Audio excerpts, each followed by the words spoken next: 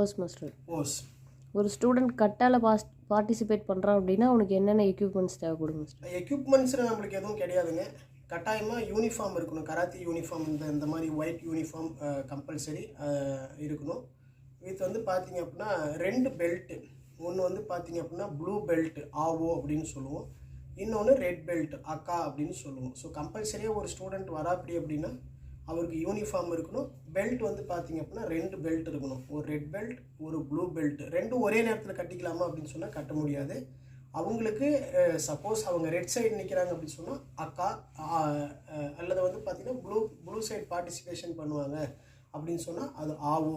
அப்போ அவங்க எந்த இடத்துல வந்து பார்த்திங்க அப்படின்னா அந்த சீக்வன்ஸ் 1 2 1 2 1 2 இந்த மாதிரி கேட்டகரியாக பிரித்து ஆஃப் நின்று விடும்போது இவர் ஃபஸ்ட்டாக வரார் அப்படி சொன்னால், அதாவது ஹார்ட் நம்பரில் வராருன்னு சொன்னால் அவர் ரெட் பெல்ட் கட்டணும்.